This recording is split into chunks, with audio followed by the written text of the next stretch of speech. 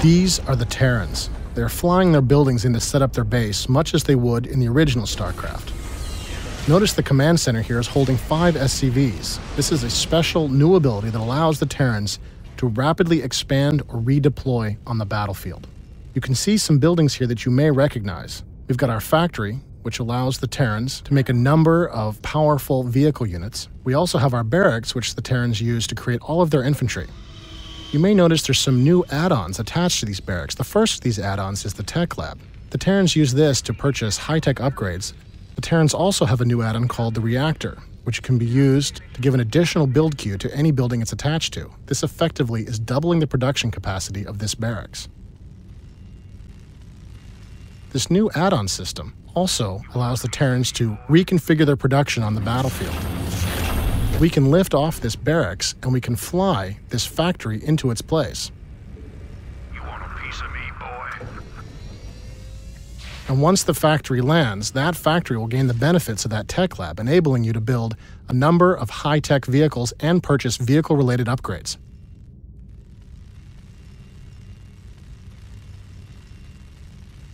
Base defenses are still very important to the Terrans.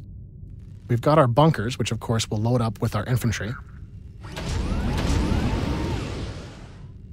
In addition, the Terrans have a new base defense. This is the sensor tower, which the Terrans can upgrade into a radar tower. The regular sensor tower detects enemy cloakers.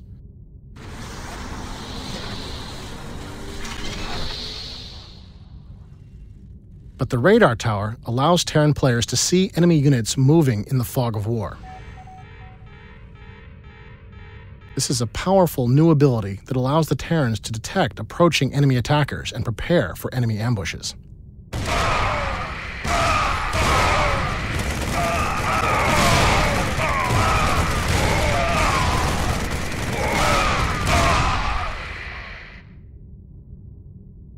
The battlecruiser is back in StarCraft II.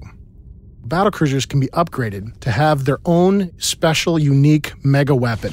Each battlecruiser is upgraded individually. A popular choice is the Yamato cannon, which does significant damage to single enemy targets.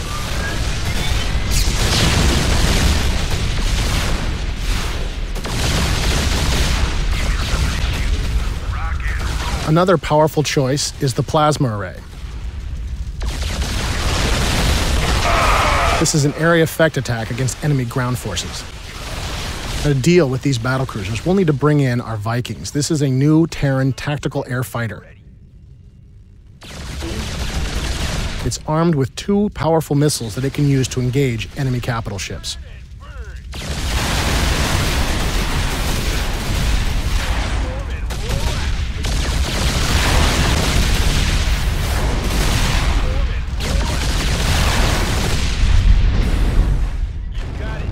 The Viking can also deploy into an assault mode that allows it to move on the ground. You can imagine all of the different ways that you can use this on the battlefield. Of course, you can use it to avoid incoming enemy aircraft fire. But you can also use this special assault mode to make devastating attacks on enemy bases. We're going to fly north now and look for our enemy base. And once we get into position, we're going to take our Vikings and we're going to transform them into their assault mode and continue the battle on the ground.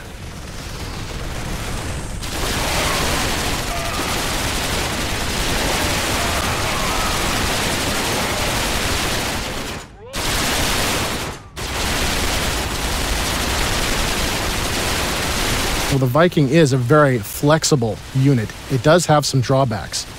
It's very vulnerable to counterattack from a dedicated anti-ground unit like these siege tanks.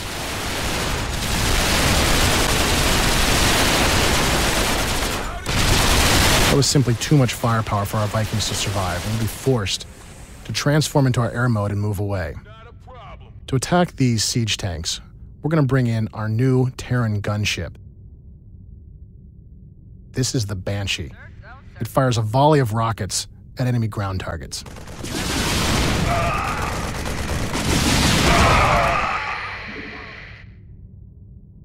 We copy. Sir, don't, sir.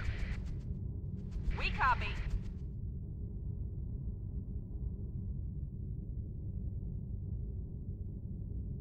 All over it.